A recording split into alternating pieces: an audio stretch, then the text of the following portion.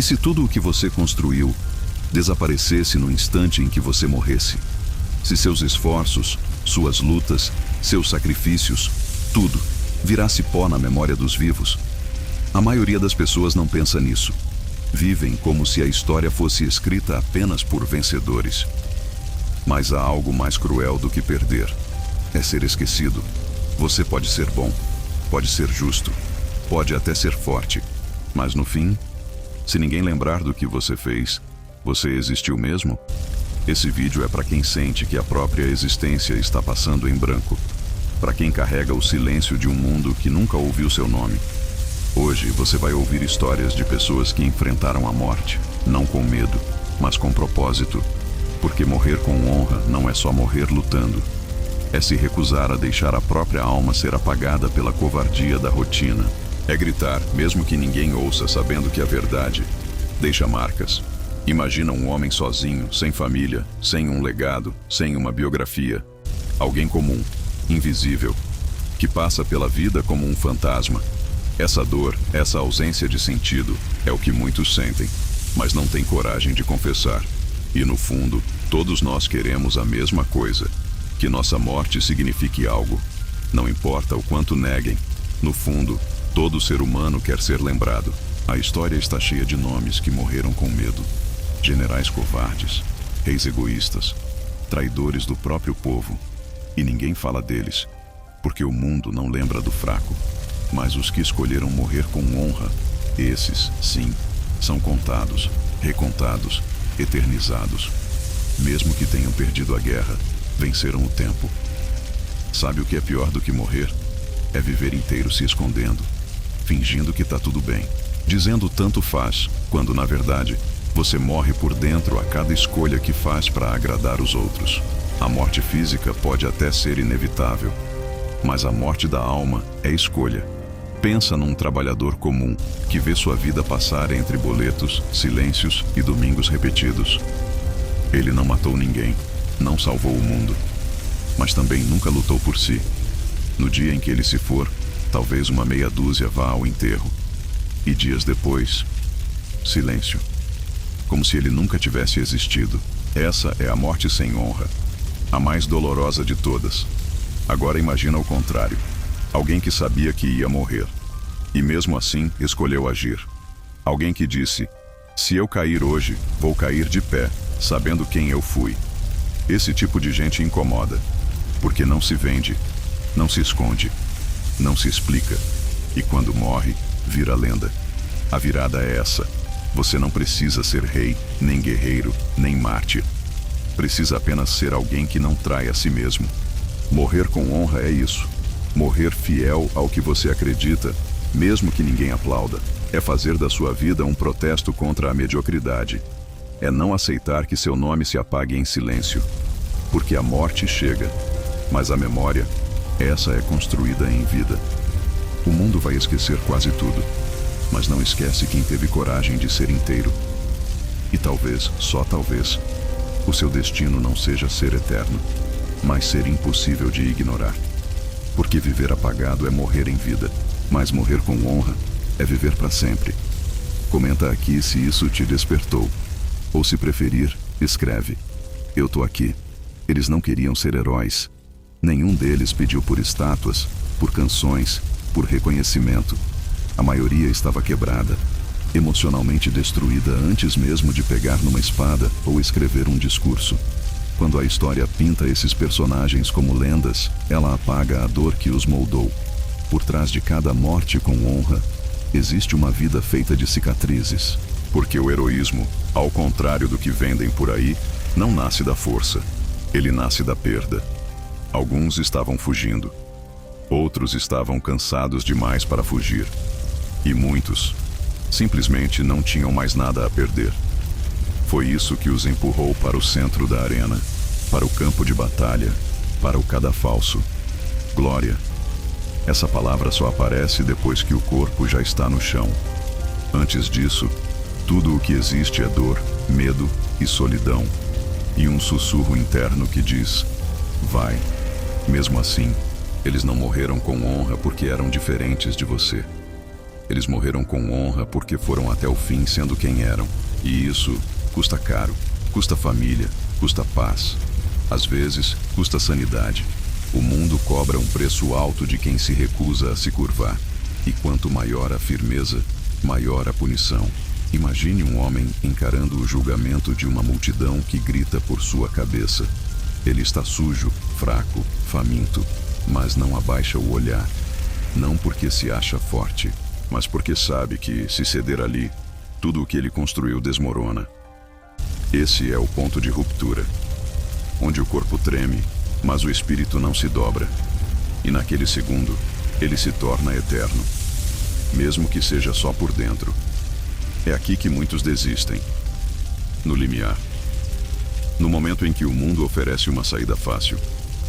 É só calar a boca, pedir desculpa, fingir arrependimento. Mas os que aceitam esse caminho morrem antes mesmo da execução, porque a glória que vem da mentira dura menos que um aplauso, e o respeito que nasce da verdade assombra gerações. Você escolheria qual? Os que morreram com honra não estavam atrás de fama. Eles queriam dormir em paz na noite anterior ao fim. Queriam olhar no espelho e dizer: eu fui até o fim como eu mesmo. E, ironicamente, é isso que os fez inesquecíveis. Não foi a espada, nem o martírio. Foi a integridade no último segundo. A glória, portanto, não é uma bênção. É uma condenação, um fardo. Porque quem pisa nela, pisa sozinho e sabe que não vai voltar. Mas mesmo assim, vai, porque há destinos piores que a morte. Você já parou para pensar o que faria no seu último dia se soubesse que não teria amanhã? Mentiria para se proteger? Ou falaria tudo o que precisa ser dito, mesmo que isso custe tudo? É aí que a vida testa o seu valor. É nesse momento que você descobre se viveu por conveniência ou se viveu por convicção. Os heróis dessa história não são super-humanos. São pessoas que foram empurradas para o abismo e ainda assim se recusaram a cair ajoelhadas. A glória deles nasceu do caos, do abandono, da escolha dolorosa de seguir adiante mesmo quebrados. Eles não venceram a morte, mas morreram em pé. O preço da glória é ser lembrado pelo que custou sua alma. É saber que você pagou caro por não se vender barato. É deixar o mundo desconfortável com a sua existência, porque sua coragem lembra os outros da covardia deles. E isso, por si só, já é um tipo de imortalidade. Ele passou 29 anos lutando contra um inimigo que já tinha se rendido. No coração de uma selva nas Filipinas, Hiroo Onoda continuava acreditando que a Segunda Guerra Mundial ainda estava acontecendo. Não era burrice, era lealdade. Ele recebeu ordens de nunca se render e obedeceu, mesmo quando o mundo inteiro já tinha seguido em frente. Durante quase 3 décadas, viveu entre tiros, fome e silêncio absoluto. E quando finalmente foi encontrado, ele chorou, não por estar vivo, mas por descobrir que a guerra já não existia. Você consegue imaginar isso? Passar metade da sua vida esperando por uma guerra que terminou? Mas ele não era um louco. Era um homem com um código interno mais forte que qualquer propaganda ou manchete. Porque para alguns, o medo não é motivo suficiente para desistir. E Onoda não sabia o que era desistir. Enquanto todos buscavam segurança, ele escolheu o risco. Enquanto o mundo celebrava a paz, ele ainda disparava tiros no meio da mata, jurando fidelidade a um império que nem lembrava dele. Não por ambição, não por glória, mas por honra. Por acreditar que a palavra dada era maior que a própria vida e que morrer fiel era melhor do que viver duvidando de si. Quantos de nós conseguem sustentar uma convicção por 29 dias, quem dirá 29 anos? Quantos trocam tudo, alma, valores, essência, só para não se sentirem sozinhos? Onoda estava sozinho, literalmente, mas não abandonou sua missão. Porque para ele quebrar uma promessa era mais doloroso do que suportar a selva. E mesmo que ninguém estivesse mais lutando, ele continuou. Por dentro, essa é a parte que mais incomoda. Ele não era um herói tradicional. Matou, sobreviveu, se escondeu, errou. Mas a pergunta que fica é: quem você é? Quando ninguém mais acredita no que você acredita, você cede, você adapta, você se desfaz, ou você continua, mesmo sabendo que talvez esteja sozinho. A virada emocional dessa história não está na rendição de Onoda. Está no dia em que seu antigo comandante precisou ser trazido da aposentadoria, quase 30 anos depois, para libertá-lo pessoalmente da missão. Só assim ele aceitou baixar as armas. Porque não seguia um governo, ele seguia uma ordem. E a ordem só podia ser quebrada por quem a deu. Foi chamado de insano, foi chamado de fanático, mas também foi chamado de símbolo, porque ele encarnou algo que quase ninguém tem mais: convicção inquebrantável. Ele foi até o fim, mesmo que o fim já tivesse passado. E nisso há uma beleza brutal, porque às vezes a verdade de um homem vale mais do que todas as mentiras do mundo. O medo existiu, claro, mas não era opção. Porque quando você decide viver por um código, você não pede permissão ao medo, você apenas age. E no silêncio da selva, cercado por inimigos imaginários, Onoda provou algo raro, que é possível estar completamente perdido, e ainda assim, totalmente firme por dentro. Ele morreu velho, em paz, muitos anos depois. Mas a verdadeira morte dele foi naquele dia, em 1974, quando descobriu que a guerra não existia mais.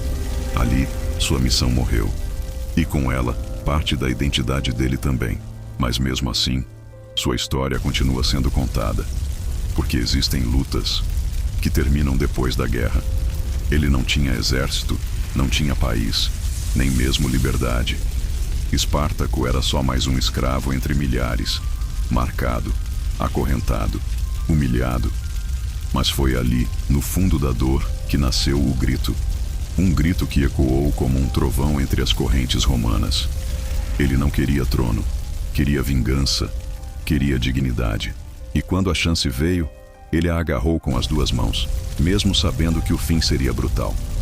Não existe glória sem sangue. E Espartaco sabia disso desde o primeiro momento em que quebrou as correntes. Ele liderou homens que não tinham nada a perder. Guerreiros nascidos da dor, moldados pelo sofrimento, inflamados pela lembrança de tudo o que lhes foi tirado. Não estavam ali por ouro, estavam por justiça, pela chance de escolher como morrer. Durante 2 anos, ele fez Roma sangrar. E isso, por si só, era impensável. Um exército de ex-escravos desafiando o maior império do mundo. Cada batalha era uma sentença. Cada vitória, uma provocação aos deuses. E Espartaco, mesmo sabendo que o império viria com tudo, não recuou. Porque ele sabia: fugir é morrer aos poucos. Lutar é morrer de pé. A virada dramática veio quando Roma enviou suas legiões definitivas. Um massacre estava prestes a acontecer. E ele sabia. Mas mesmo assim, Espartaco reuniu os seus. Olhou nos olhos dos homens que estavam com ele desde o começo. E marchou em direção à própria morte. Essa cena, você consegue imaginar? Homens sujos, feridos, desnutridos, marchando contra milhares de soldados perfeitamente armados e treinados. Nenhum recuou, porque Espartaco não era mais só um homem. Ele era o símbolo de algo maior, o grito de quem não aceita ser invisível. E isso é mais forte que qualquer espada.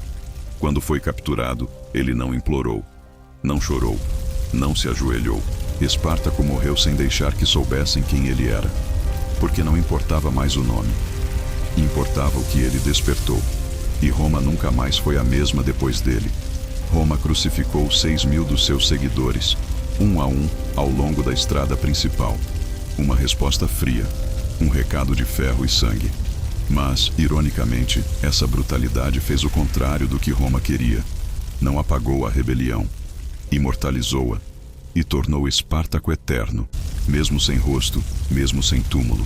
A história dele foi contada e recontada por séculos, não como uma história de vitória, mas como uma história de coragem absurda, porque perder com honra ainda é vencer.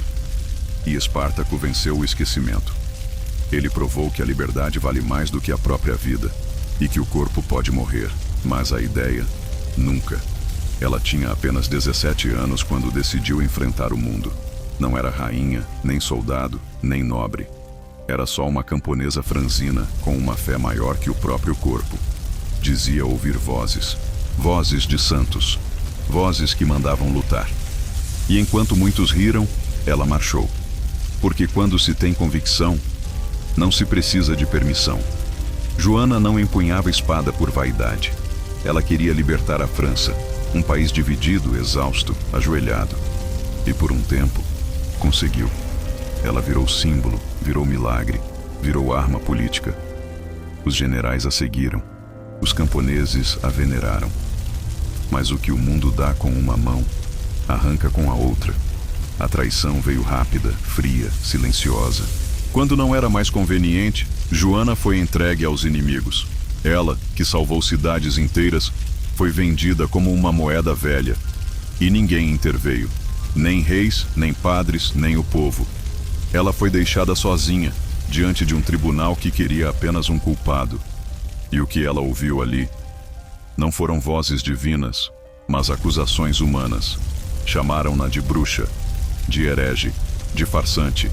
Disseram que seu heroísmo era pecado, que sua fé era loucura.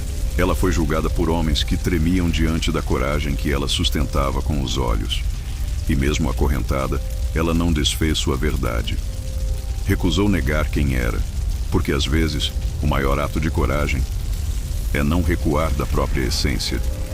A virada emocional veio no dia da fogueira. Ela foi amarrada em praça pública, sob os olhos dos que antes gritavam seu nome com fervor.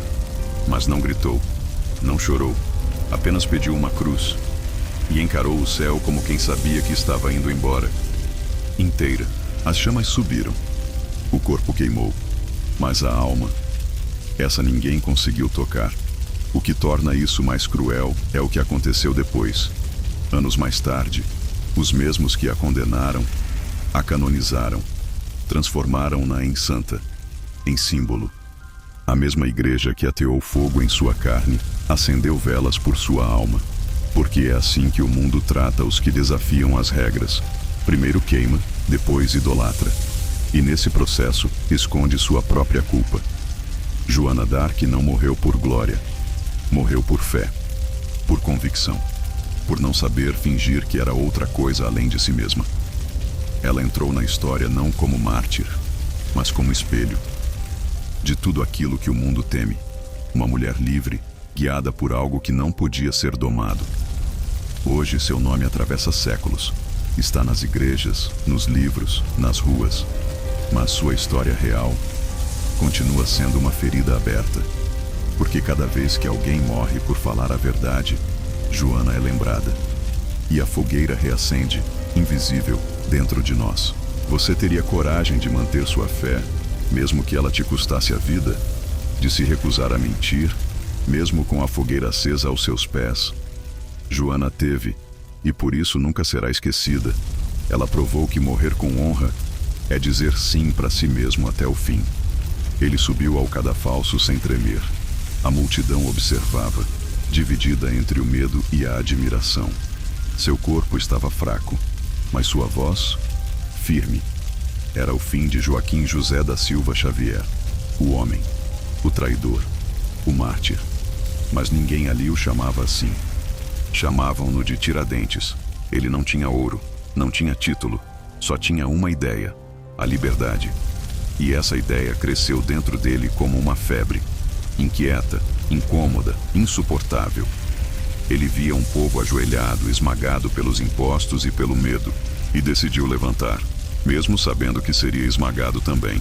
Tiradentes foi preso, traído, abandonado, interrogado por dias. Tentaram comprar sua dignidade, mas ele escolheu a corda, porque às vezes morrer é a única forma de provar que você estava vivo. E viver sem liberdade é respirar com a alma sufocada. A cena é conhecida, mas raramente sentida. Ele caminhando para a forca, o lenço no pescoço, o silêncio pesado, o carrasco esperando. E ele, ainda falando, porque as ideias dele eram maiores que o próprio corpo. E por isso, mesmo com a morte batendo à porta, ele não se calou. O choque real. Depois de morto, esquartejaram seu corpo. Espalharam as partes pela estrada como aviso. Não ousem sonhar com liberdade, Mas esse aviso teve o efeito contrário. Ao invés de medo, plantaram semente, e cada pedaço dele virou símbolo. Décadas depois, aquele corpo despedaçado virou estátua. A forca virou praça, e o traidor virou herói nacional. Mas ele não viu nada disso. Morreu sem saber que seu sangue seria o alicerce de um país livre. Essa é a ironia dos mártires. Eles não colhem, eles semeiam. Tiradentes poderia ter negado tudo. Bastava um arrependimento falso, uma assinatura.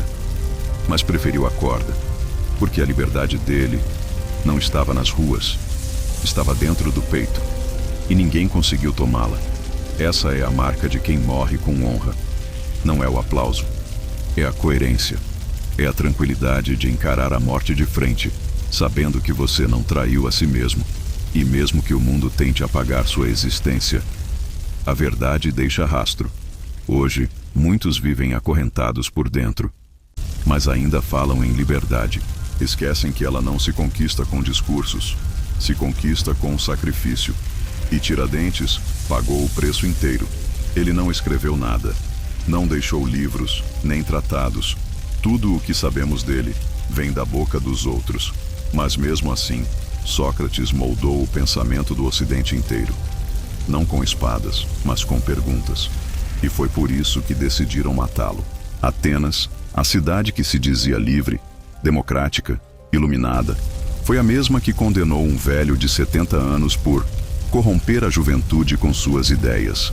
Mas a verdade é que Sócrates incomodava. Ele fazia as pessoas pensarem, questionarem. E isso é sempre perigoso, especialmente para quem vive de manter as aparências. Deram-lhe a chance de fugir. Amigos prepararam tudo, uma rota secreta, mas ele recusou, porque se fugisse, negaria tudo o que ensinou e morreria vivo, o que para ele era pior do que viver morto. Então, escolheu o cálice. A cena é silenciosa. Um homem simples, cercado de discípulos chorando. Ele pega a taça com a cicuta, um veneno lento, amargo, cruel, e bebe com calma, sem pressa, porque seu corpo estava condenado, mas sua consciência, livre. E isso é mais raro que vida longa. O choque vem depois. A cidade que o matou, anos depois, ergueu estátuas em sua homenagem. Mais uma vez, o padrão. Primeiro matam, depois endeusam. Porque a verdade incomoda, mas também eterniza. E Sócrates virou eterno não por viver muito, mas por morrer fiel. Ele não se defendeu com gritos, não implorou, não tentou manipular a plateia. Apenas manteve a serenidade de quem já estava além da carne. A morte para ele não era um fim. Era só a última pergunta a ser respondida. E a resposta veio com silêncio. Um silêncio que ecoa até hoje nas salas de aula, nas conversas profundas, nas crises existenciais. Porque Sócrates não morreu em Atenas. Morreu dentro de cada um que um dia teve medo de pensar por si. E isso é imortalidade, a mais perigosa de todas. Ele não quis seguidores, quis pensadores. Gente capaz de olhar para dentro, rasgar as máscaras e encarar o vazio. E isso ainda é revolucionário. Por isso, mesmo morto, Sócrates ainda desafia. Ele acreditava que o poder vinha de Deus, que nenhum homem poderia tirar-lhe a coroa. Luís XVI cresceu ouvindo que era escolhido, ungido, destinado à eternidade. Mas o povo pensava diferente. Enquanto ele jantava em salões dourados, crianças morriam de fome nas ruas de Paris. E o silêncio dele custou mais do que ouro. A Revolução Francesa não começou com gritos. Começou com o estômago vazio, com a desesperança de quem olha para cima e só vê luxo. Luís ignorou os sinais. Achou que os gritos do povo eram ruído, mas ruídos viram tempestades.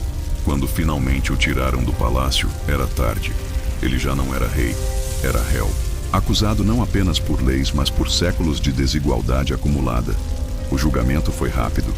O povo queria justiça, e a justiça, naquele tempo, usava a guilhotina. A cena é quase teatral. O rei, pálido em trapos, sendo levado para a praça, tenta falar, tenta dizer que é inocente, mas ninguém ouve. porque naquele momento ele não é mais homem. É símbolo de tudo o que o povo odeia. O choque é esse: ele morre sem dignidade. Não morre lutando, nem defendendo um ideal. Morre como um aviso. Um corpo arrancado do trono e jogado no chão da história. E mesmo assim, é impossível ignorar o silêncio que ficou depois. Luís XVI não foi um tirano sanguinário. Foi talvez apenas fraco, incapaz de ouvir antes que fosse tarde, incapaz de entender que o poder sem empatia apodrece. E quando apodrece, o povo arranca pela raiz, mesmo que seja com sangue. A revolução matou mais do que reis, matou ilusões, matou hierarquias eternas e provou que até os intocáveis sangram. O silêncio de Luís naquele cadafalso ecoa até hoje como um lembrete. Ninguém está acima do povo. Ninguém é eterno no poder. Seu fim foi trágico, mas necessário. Porque quando um rei esquece quem colocou a coroa sobre sua cabeça, o povo se encarrega de tirá-la. Com raiva, com dor, com fúria, mas também com justiça. Ele sabia que iam matá-lo. Tinha dinheiro, contatos, oportunidades de fuga, mas escolheu ficar. Marco Túlio Cícero, o maior orador de Roma, não caiu pela espada. Caiu pelas palavras que ousou dizer. Porque num mundo de mentiras, quem fala a verdade assina a própria sentença. Cícero foi jurista, filósofo, político, mas acima de tudo foi livre. Livre para pensar. Livre para criticar o império crescente que corroía a república. Ele acreditava que a lei devia servir ao povo, não aos tiranos. Mas Roma, como sempre, premiou a lealdade com traição. E o homem que defendeu a justiça foi declarado inimigo, condenado por ter falado demais. Fugir teria sido fácil, mas Cícero não fugiu. Ficou em sua vila, lendo, escrevendo, como se a morte fosse apenas mais uma visita. Quando os soldados chegaram, ele não resistiu. Apenas se virou, expôs o pescoço e disse: "Não temas, faz o teu trabalho." Essa cena é um soco, porque é rara. Quantos morrem com essa serenidade? Quantos, diante da própria cabeça prestes a rolar, mantêm a compostura de quem sabe que o corpo morre, mas as ideias não? Cícero acreditava nisso, e por isso morreu em paz. A virada é brutal. Os soldados não só o decapitaram, levaram sua cabeça e mãos até Roma e colocaram em exposição no fórum, o lugar onde ele discursava. Era um recado. Isso acontece com quem fala demais, mas a tentativa de apagá-lo teve o efeito contrário. Fizeram dele um mártir do pensamento. Séculos depois, suas palavras ainda vivem. Em universidades, em livros, em discursos. Porque ideias não sangram, não podem ser crucificadas. E quando são plantadas na mente certa, se espalham como incêndio e queimam tudo o que é falso. Cícero não tinha armas, tinha argumentos, e foi isso que o tornava perigoso. Não comandava legiões, mas movia multidões com a língua. E Roma, uma cidade construída sobre retórica, não suportou ouvir a sua própria consciência. Por isso, silenciaram a voz, mas nunca o eco. Hoje, somos rodeados de barulho, mas o que mais falta é alguém que fale o que precisa ser dito e aceite o preço. Cícero aceitou e morreu limpo, íntegro, sem manchas, sem mentiras. Ela não pediu para ser rainha, mas foi forçada a se tornar uma. Quando os romanos invadiram sua terra, estupraram suas filhas e a humilharam em praça pública, algo dentro dela morreu. E outra coisa nasceu. Não uma mulher, não uma mãe, mas uma tempestade. Búdica não era estrategista, nem soldado treinada. Era puro instinto, dor transformada em fúria. Ela reuniu tribos inteiras, uniu clãs inimigos e marchou com eles contra o maior império da terra. Não pediu diplomacia, ela queria destruição. A cada cidade romana invadida deixava um rastro de fogo. Londinium virou cinzas, colônias inteiras, apagadas. Ela não queria negociar, queria devolver ao império cada gota de sangue tirada à força. E por um tempo, conseguiu. O império tremeu. Senadores entraram em pânico. Como explicar que uma mulher, selvagem, indomável, estava fazendo Roma sangrar no meio da província? Ela virou lenda antes mesmo de morrer. Mas sabíamos que esse tipo de história não tem final feliz. Não para quem ousa tanto. Quando os reforços romanos chegaram, a vantagem numérica se inverteu. Ela podia ter fugido. Mas Boudica não era feita de medo. Era feita de propósito. Na última batalha, viu seus guerreiros caírem um por um. E decidiu que não daria ao inimigo o prazer de vê-la ajoelhada. Tomou veneno.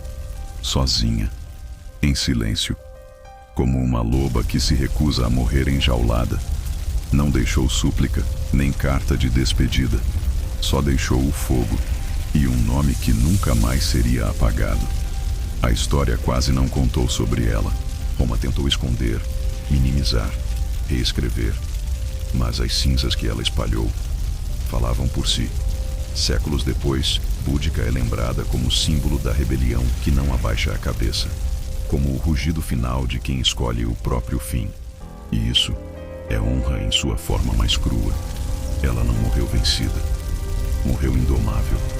Porque às vezes, o maior poder de uma vida está no jeito como ela termina. Boudica mostrou que até o império mais forte do mundo teme quem não tem mais medo. Ninguém fala dele nas escolas. Não tem estátuas, nem feriados. Mas Witold Pilek foi talvez o homem mais corajoso do século XX. E sua história foi escondida por décadas. Porque alguns heróis não servem para os livros, servem para a consciência. Em 1940, quando os nazistas construíam o maior campo de extermínio do mundo, Pilek fez o impensável. Se infiltrou voluntariamente em Auschwitz. Sim, leu certo. Ele entrou de propósito. Com uma identidade falsa, foi preso e enviado ao inferno. Tudo para revelar ao mundo o que realmente acontecia lá dentro. Passou quase 3 anos naquele abismo, registrando nomes, horários, métodos de assassinato. Viu homens enlouquecerem, crianças desaparecendo como poeira. Organizou resistência, salvou vidas. E quando conseguiu fugir, entregou um dossiê com mais de 100 páginas aos aliados. Mas o mundo ignorou. Essa é a virada mais cruel. As potências que poderiam ter agido preferiram o silêncio. E Pilek, mesmo destruído, voltou a lutar. Depois da guerra, quando a Polônia caiu sob domínio soviético, ele foi preso de novo. E dessa vez, não pelos nazistas, mas pelo próprio governo que ajudou a salvar. Foi torturado, chamado de traidor e executado com um tiro na nuca, numa sala sem janelas. O corpo desapareceu. O nome foi apagado dos registros. Por décadas, ele simplesmente não existiu. Mas não dá para esconder a verdade para sempre. Com o tempo, sua história ressurgiu. E o mundo começou a entender o que ele fez. Sozinho, em silêncio, sabendo que talvez nunca seria lembrado. Witold Pilek morreu como viveu, sem palco, sem plateia. Mas com uma coragem que desmonta qualquer mito moderno de heroísmo. Ele provou que o verdadeiro sacrifício é aquele que ninguém vê. E mesmo assim, você escolhe fazer, porque você sabe que é o certo, mesmo que ninguém aplauda. Hoje, ele ainda é pouco conhecido, mas os que o conhecem nunca mais são os mesmos, porque Pilek não nos deixa perguntas, nos deixa um espelho. Todos eles morreram. Os nomes que ouvimos até aqui: Espartaco, Joana, Tiradentes, Cícero, Boudica, Pilek. Cada um teve um fim brutal, injusto, solitário. Mas nenhum deles desapareceu. Porque morrer com honra é mais do que enfrentar a morte. É transformar o fim em começo. A maioria das pessoas vai passar pela vida inteira tentando evitar dor, evitar conflito, evitar escolha. Vivem pela conveniência, morrem no anonimato. Mas os que escolhem morrer com verdade atravessam o tempo. Viraram estátuas não porque venceram, mas porque não fugiram. E não se engane, morrer com honra não exige palco. Às vezes acontece num hospital, num quarto escuro, com alguém segurando a mão de quem ama até o último segundo. Ou ao recusar trair um princípio que ninguém mais entende. Ou ao escolher o silêncio digno em vez do grito desesperado. Honra não precisa de testemunhas. É isso que une todos esses nomes. Eles não foram perfeitos. Erraram, sofreram, Tiveram medo, mas não recuaram do que acreditavam. E isso é o que muda tudo. Porque a morte física é certa, mas a morte moral é escolha. A revelação mais dura é essa. A maioria das pessoas que você admira hoje foi desprezada enquanto viva. Só depois da morte, quando já era tarde, o mundo percebeu o valor que tinha perdido. Mas você não precisa esperar o fim para viver com esse tipo de coragem. Você pode escolher agora ser lembrado, não por quantos anos viveu, mas por como viveu cada um deles. Não se trata de buscar a morte. Se trata de não temer o que vem com ela. De entender que a vida vale quando tem propósito. E que o fim não precisa ser trágico, se for verdadeiro, se for inteiro. Morrer com honra não é coisa de filme. É coisa de quem não vende a alma. De quem prefere ser esquecido com dignidade do que famoso pela mentira. E mesmo que o mundo não aplauda, a consciência permanece em silêncio. Mas é um silêncio que pesa ouro. E no fim, é isso que somos. Histórias esperando para serem contadas. E só há dois jeitos de ser lembrado. Como quem se curvou, ou como quem se manteve de pé. A morte te encontra de qualquer forma. Mas como você vai encará-la, ainda é escolha sua. Se isso fez sentido para você, escreve nos comentários. Eu escolho morrer de pé.